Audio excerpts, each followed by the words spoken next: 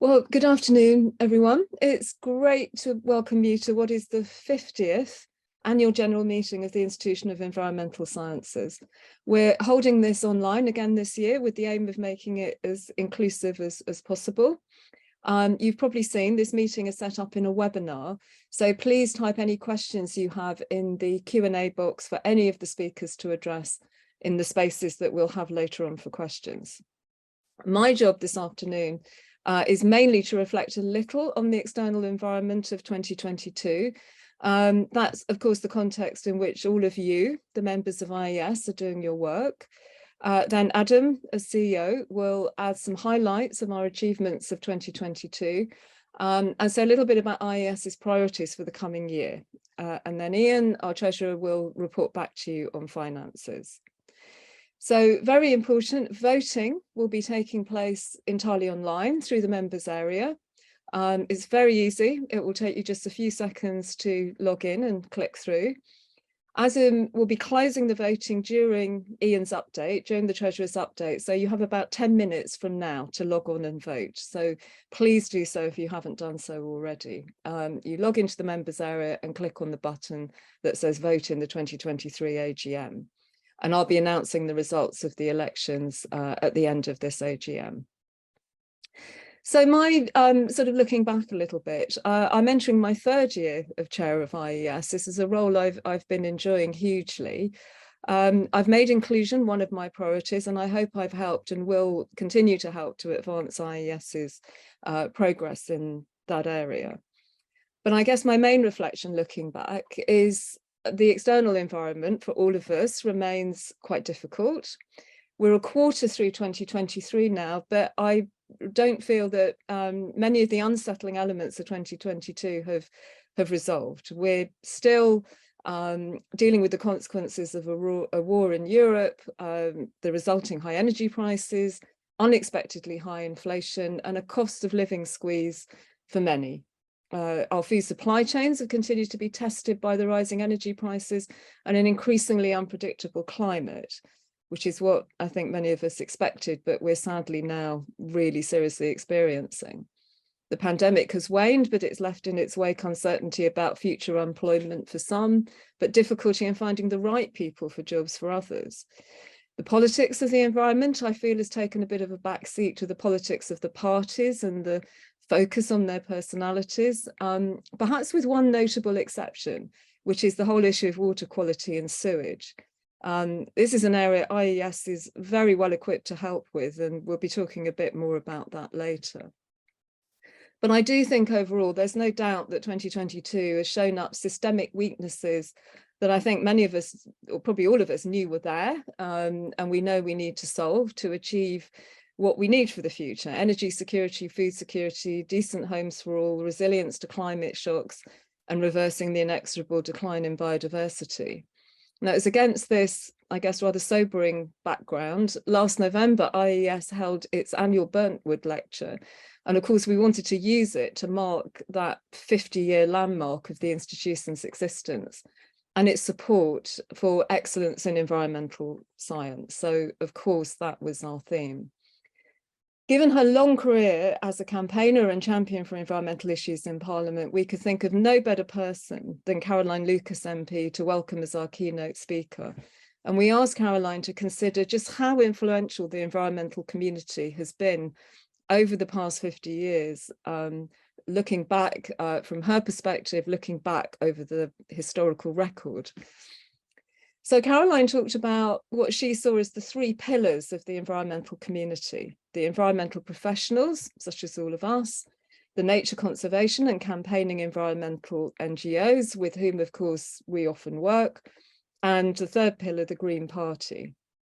I do very much agree with one of her comments, which she said, "I sometimes feel we're all so focused on our own immediate priorities, we can forget our wider community and lose sight of the fact that we all have many allies and that together we've become such a powerful collective force for the environment." I absolutely agree with her. There's a huge amount to celebrate in that collective force. But I also agree with the challenge she put out, which is I also sometimes feel we are nothing like as good at punching our weight politically as we are at delivering incremental real-world environmental outcomes day in and day out. And I felt that's a real challenge for all of us in the environmental science community. And it's one that must be picked up urgently by the next generation of environmental professionals. And by that, I mean the next generation to mine. And I think that younger generation absolutely will. We included in our 50th anniversary event a panel of young environmental voices, and they echoed Caroline's challenge. They felt that the science has made a difference, but not as yet enough difference to the politics, at least not in a way that's influenced the underlying drivers of decline. And I think to add to that, we are living with contradictory currents. 2022 featured opinion polls that put environment high on the public agenda, and that has to be connected to sound science-based reporting, as well as all those youthful voices that have been raised recently in justifiable protest at our predicament. But it also features terms such as revenge consumption and revenge travel, the idea that people would want to make up for the spending and air miles curtailed during the pandemic. And that part of the narrative has been strengthened by what appears to be a post-pandemic political scramble for growth by any means. So we might all look back 50 years and feel perhaps a bit frustrated, if not pessimistic, although of course that should drive us all to greater effort. But we should also celebrate the growing insights from the science and the media attention that has flown from it.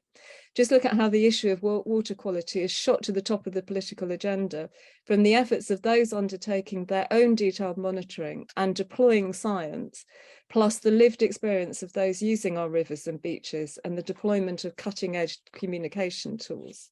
So it can be done.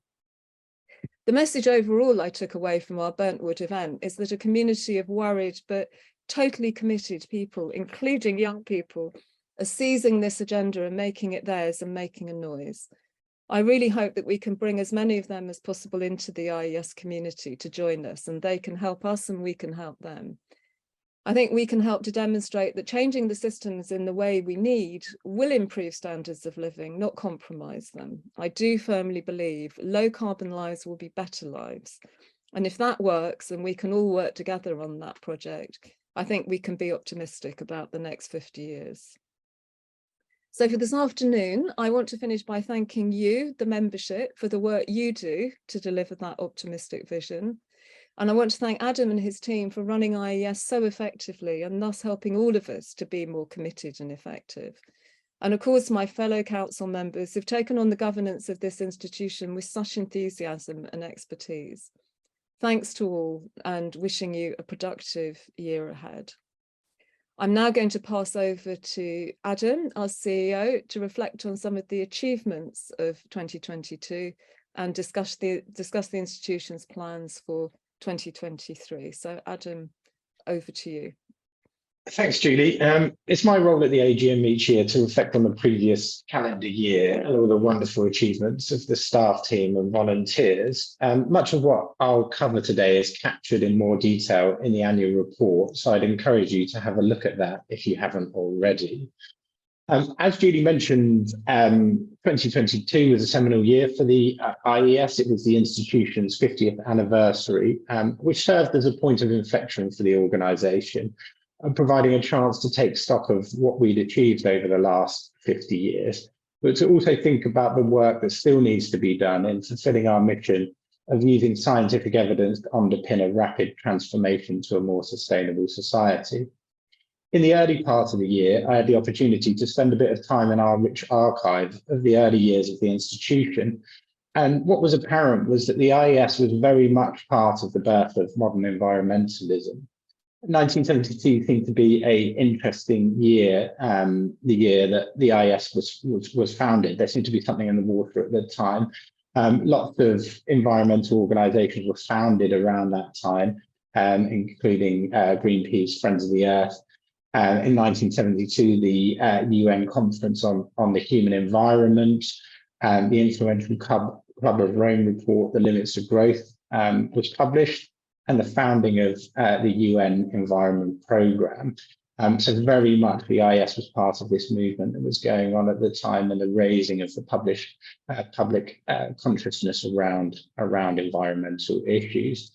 50 years on, the IS is a thriving institution that has achieved a great deal. However, it's somewhat frustrating to think about how the growing body of knowledge of environmental science and the natural world and systems interactions has not prevented declining environmental health, resilience, and supportive capacities. So when we reflected on 50 years of the IS shaping environmental science last year, the tone was celebratory but not self-congratulatory. There's still a lot of work to be done.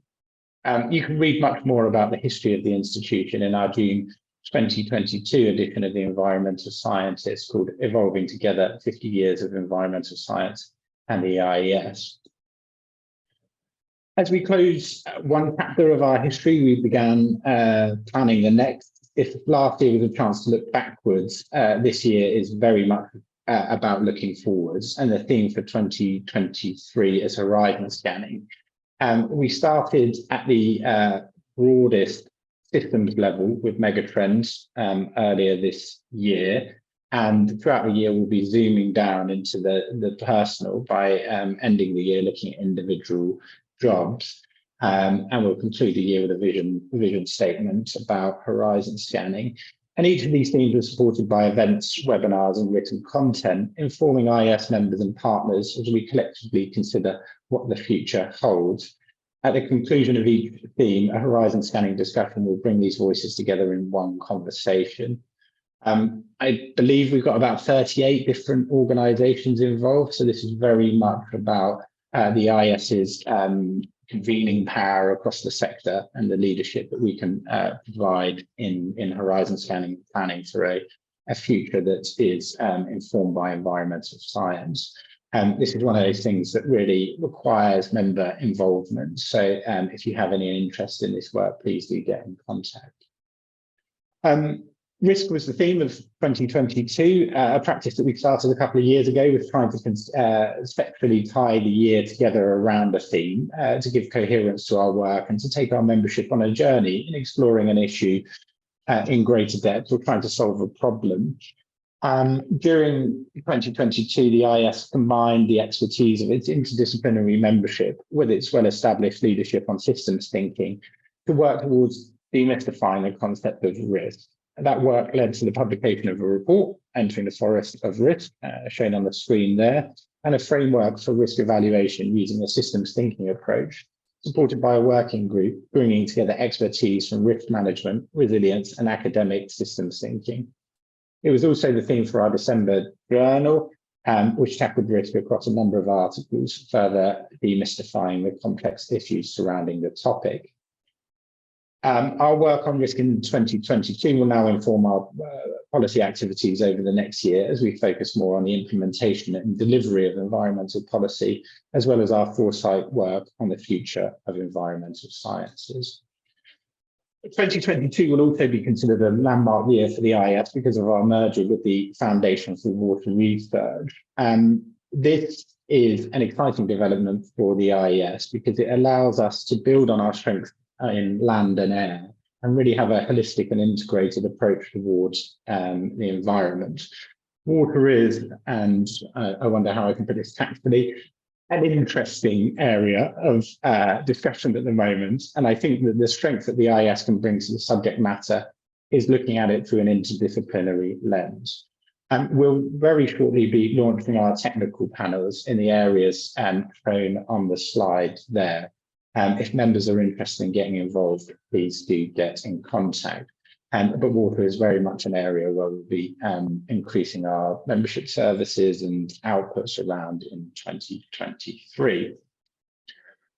Each year we produce an infographic about reflecting on the number of outputs that we had in the previous year, and it's always a good indicator of the exceptional value of IES membership and the huge amount of work from teams, committees, volunteers, and our staff. A few particular highlights to pull out in terms of policy. This year, the IES released horizon scanning by this year, I meant in 2022, the IS released Horizon Scanning briefings on environmental policy, keeping members informed of upcoming developments in water, land, nature, and EIA. And we set up a new external policy advisory group to give the IS crucial guidance and insights and put the voice of IS members at the heart of our policy work. In 2022, we also launched a new policy training program, an idea that was very much at the heart of our current strategy, which is about upskilling members in policy analysis and influence, and helping them understand the impact of policy on their work and shape how that policy may look in the future. We produced a record number of webinars, 45, which had over 4,200 attendees. And this is an area of the institution's work that has grown and grown over the years. 3 or 4 years ago, we weren't doing that many webinars. Now it's a core part of our offering, so almost one a week. And we cover an incredible array of topics, from everything from regenerative farming to climate change in the marine environment. Many of our webinars are recorded and can be viewed on our YouTube channel. So if you've missed one, have a look to see if it's archived on there. It really is a wonderful resource with over 250 videos on there. At the heart of the IS membership offering is the communities who drive a lot of the work that comes out of the institution. These communities are really our special interest groups that shape the IS's work in their particular area of specialism. Last year, our COP26 group turned into a permanent climate action community, and this year we'll be adding communities in water for the FWR and the community to support our work around equity, diversity and inclusion. There was another year of a strong set of journals and publications. Our thematic journal covered its usual breadth of topics. And I've picked out on screen a couple of interesting reports that came out. In February, we published the conclusion of a year-long investigation into some of the challenges and opportunities relating to ethnic diversity in the environment sector.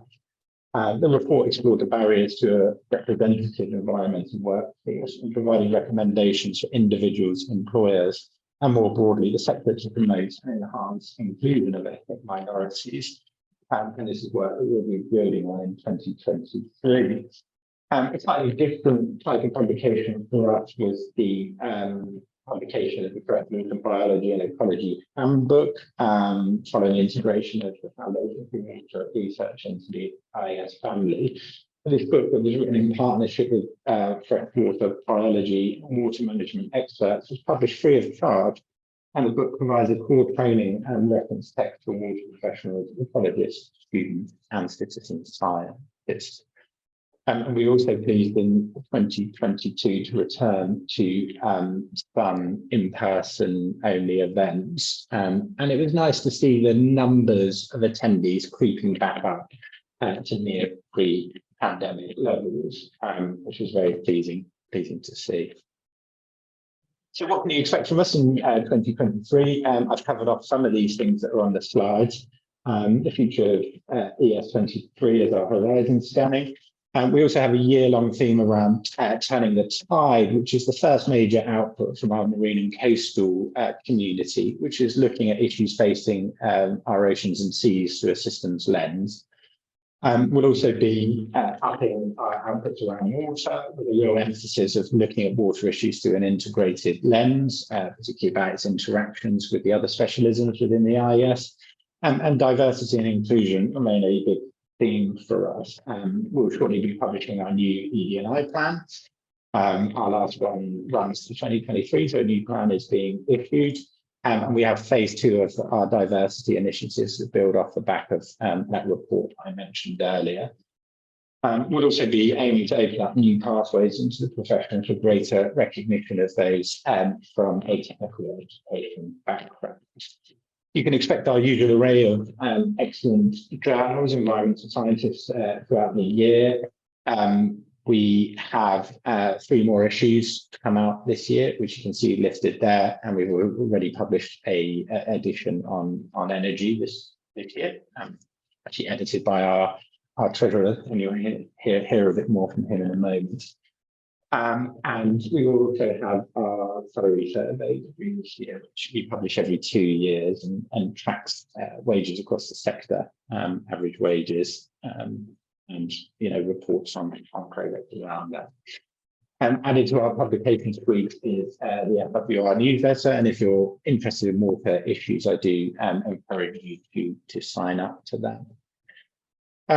We have already run Measuring Air Quality this year, but we will be running conferences on the Land Condition Symposium, Routes to Clean Air, holding our regular webinars, forums and workshops, and we're planning a new conference called Dialogue Between Disciplines that attempts to bring together different specialisms and talk about areas of shared interest where those specialisms cross over.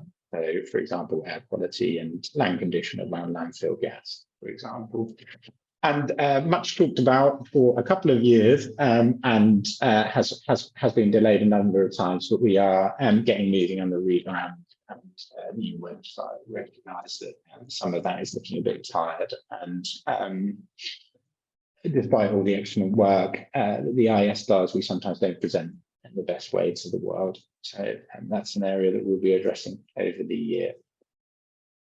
Just wanted to conclude with a big thank you to the IES trustees who support the work of the office team and provide excellent governance for the institution, but also to thank you as members.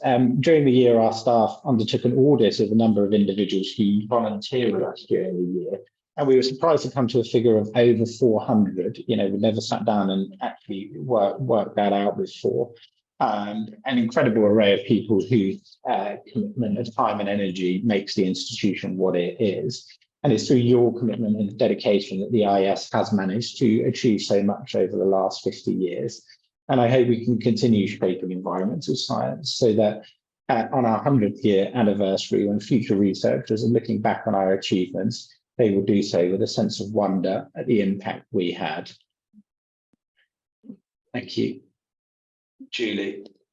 Thank you, Adam. A sense of wonder, I'm sure. I mean, I have a continual sense of wonder at the incredible extent and quality of the resources your team, under your excellent leadership, always produces. And I hope everyone on the call is able to make full use. And of course, if you have any comments or thoughts about any of the IES resources, we'd be very glad to hear from you either today or in contact with Adam and the team. So thank you, Adam. So I'm now going to pass over to Ian as Treasurer to give a brief review of the finances. Ian, the floor is yours. Thank you, Julie, and thank you, Adam, for what you've been doing. I'm just entering my 4th year as Treasurer and second 3-year spell, and the weather hasn't actually improved since the start, but never mind. Can I have the next slide? Essentially, these are the accounts. They're taken from the statutory accounts that will be published at Companies House and also at the Charity Commission. The first comment, as always, is to note, of course, that they run for the period up to the 30th of June last year. So they're, I guess, already about 9.5 months out of date by the time we get round to the AGM. Nonetheless, it's useful and informative to see what's happened over that particular period. The first thing we'll note is that income and expenditure are both running now at just over £500,000 a year, which is actually something like a 68% increase over the last half dozen years or so. If we can show the next slide, which I think is a chart showing the longer term rather than looking in at the detail. That's right. This, I think, probably tells a slightly better story about the growth of the institution over that period. As we can see, revenues have risen from just over 300,000 to just over 500,000, and expenditure has generally lagged just a little bit behind. That's deliberate, but in the current year, or the year we're looking at, the year to 30th of June 2022, in fact, revenue kept rising, but expenditure, for a number of timing differences, just bumped ahead. That's a one-year thing. We're not going to be intending to spend more than we bring in future. But as I said, it was largely due to timing, particularly around certain staff retention and staff recruitment. Most of the income relates to membership income. Yeah, it's the bulk of the income. There's also a certain amount that comes in from matters such as grants that we've received from to carry out specific projects. That's shown on the accounts actually under the title of voluntary income. And in addition, there's a little bit of income that comes from events. This has been running a little bit behind historical levels because of COVID, but with the move back to in-person events, we're hopeful that will sort of return to more or less where it was. On the expenditure side, a high proportion of expenditure does of course go in terms of staff. The organisation doesn't run itself. It needs a core team of around 8 or 10 people to keep it running and to be able to provide the services to members, which is actually quite lean. Other expenditures are kept very low. We exist in offices on the fringes of the city that are very inexpensive. And indeed, we actually managed to renegotiate a lower cost as a result of COVID. So they offer particularly good value there. We also have additional expenses relating to a few other things, notably the cost of productions for environmental scientists, but also hosting of some of the events. So that's basically what goes into those income and expenditure numbers. And it's, as I said, it's very gratifying to see a very steady growth in income, which reflects the steady growth in membership numbers, not, I hasten to add, necessarily in subscription costs. If we go to the next slide, this is effectively the balance sheet. And as we can see at 30th of June each year, many of the assets of the institution are held in cash at the bank.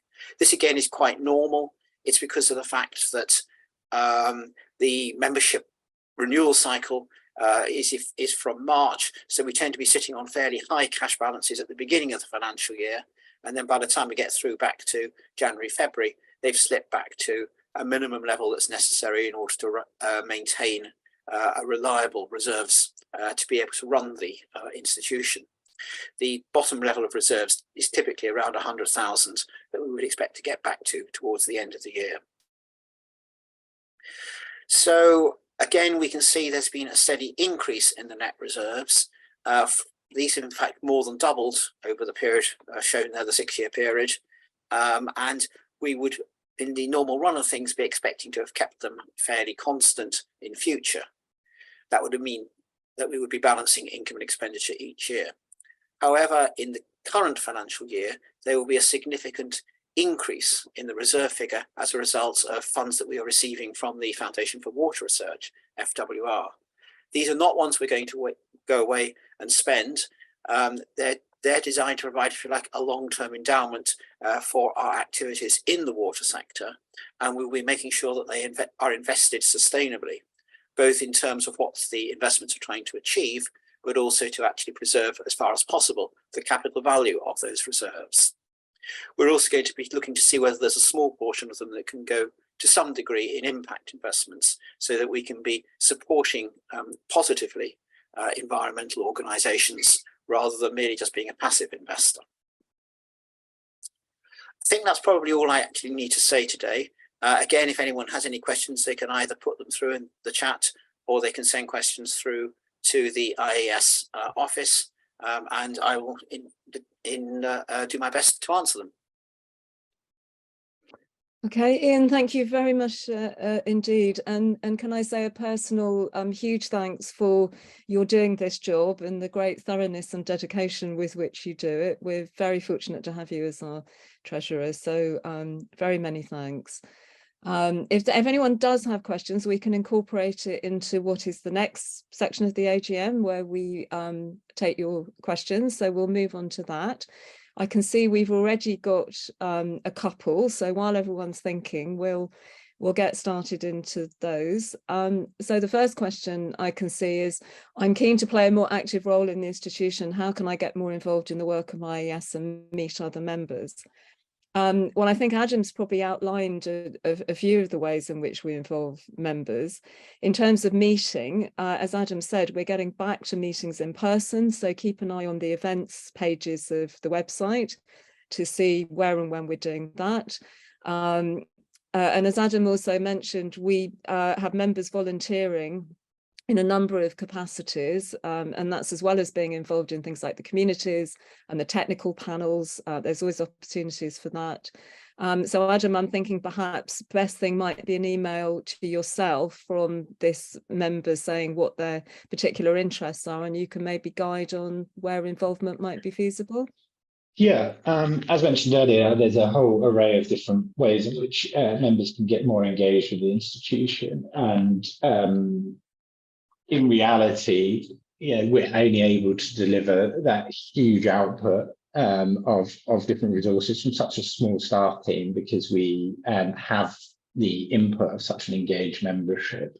And typically some of the ways in which people get involved is through contributing to webinars, to the journal, sitting on one of our assessment panels for charterships or membership applications, joining a community, being part of the steering group. There is a increasing array of early careers networks as well that we do. So don't think just because you're a younger member that there isn't ways in which you can get involved. So the best way is, I think, just to call the office and tell us, a little bit about yourself, and we'll be able to kind of help steer you towards something, have a conversation about what your interests are, and match you to something that suits your interests. Okay, brilliant. Thanks, Adam. So yeah, give us a call. Certainly from my perspective, one of the things I'm very keen on is to encourage more and more of our members to consider standing for council. And what we definitely want, there'll be a round of elections next year, is a much more diverse set of nominations for council. And I'm very conscious, when I first came into governance roles, it's sometimes quite difficult to really sort of get a sense of what it involves, what kind of skills you need. And so I'd be really happy to chat to anybody who might feel that they might be suitable or just enthusiastic about coming onto council and doing that. I'd be very happy to sort of have a personal chat, and you can get my email and get in touch and do that. So that's something I'd like to encourage everyone to do, and go for your chartership if you haven't done it, and consider fellowship. These are both things I've been encouraged to do with my time at IES, and they're both highly rewarding and worthwhile. So thank you for that. The next question is probably quite an easy one. Someone who wanted to attend the climate policy session but couldn't, and will there be an additional session? So Adam, is that one you can answer? So I've got some good news for you on that. We, as mentioned in my presentation, the policy training is something new that we started last year as a pilot, got very good feedback from it, and there's now a kind of permanent fixture within the IES training calendar. And we designed the training around 5 specialisms: climate, water, air, land and nature. And there's a slightly different session focused on the systems approaches. So I think we're kind of iterating between those different specialisms. So you would expect to see one every 6 months. So if you miss one, wait 6 months, and then there'll be another training session. We also released accompanying briefing papers for those. So do have a look at those, and they're available free to all IES members and training attendees. So if you missed one of the workshops, you can just get in touch with our policy lead, and he can send you through the documentation that supports those training events. Okay. Brilliant. Okay, thanks, Adam. Are there any more questions? I can't see any more in the Q&A. I don't think any. Adam, perhaps you could check the chat for me as well. Oh, okay. Thank you. I'm a member of 2 chartered institutes. Why should I get my CM with IES instead of another institute? Because we offer the most interdisciplinary and up-and-coming qualification, is my answer. Adam, did you want to add to that? Yeah, I mean, I've got, alongside my role at the IES, I also chair the Science Council, which runs chartered scientists, and I've been a past interim CEO of the Society for the Environment, which runs chartered environmentalists. And I quite often go out in the world and make talks about professional registration. And I think the most important thing is that we recognise the value of professional registration, and it may be that you want to emphasise different parts of your specialism and knowledge that you've acquired through the workplace. So it is about finding the right chartership or charterships that suit you as an individual. If you were thinking about doing CM with us versus another organisation, we build our chartership around 3 principles, which is support, speed and rigour, that we try to do them as rapidly as we possibly can, because we recognise that it's often tied to someone's promotion or a job opportunity. We give more support, I think, than any other institution in that application process. So we have mentoring schemes, we have our CMs and Seaside workshops, and lots of kind of webinars and in our resources you can look back at, and we've got some sector specific guidance for people applying from different backgrounds. So all that package is something that the IES is able to offer. Okay, well, thank you, and I can certainly vouch for all that, having been through the process myself. And I do feel that IES's particularly interdisciplinary nature feeds through into the nature of the support that you get with going through the process. And I can see a comment from Jonathan Atkinson, who's been one of our council members in the past, that of course IES membership offers membership of SOCEMV as well when you become chartered, and that again offers opportunities to get involved in a very broad church of activities alongside other bodies and organisations. So thank you, Jonathan, for that very helpful comment. So last opportunity for a question. We have a few more minutes before we go to resolution. So last call for questions. Unless somebody's furiously typing, I'm not seeing anything come through. So thank you, everybody. And yes, and sorry, a comment from Eleni, my deputy, my vice chair. Our workshops are a very valuable tool for the chartered environmentalist, and Elaine is also recommending them as vice chair. Thank you for that, Elaine. I was actually going to add also, I think the Chartered Environmentalist in a Day course is very well received, and that's run quite regularly, my understanding. Yeah, very regularly. Yeah. Thank everyone attending today. Thank you for your time and your activity and enthusiasm with IES and your ongoing support. So I will officially bring the meeting to a close at about 12 minutes past 1. Thank you all very much indeed.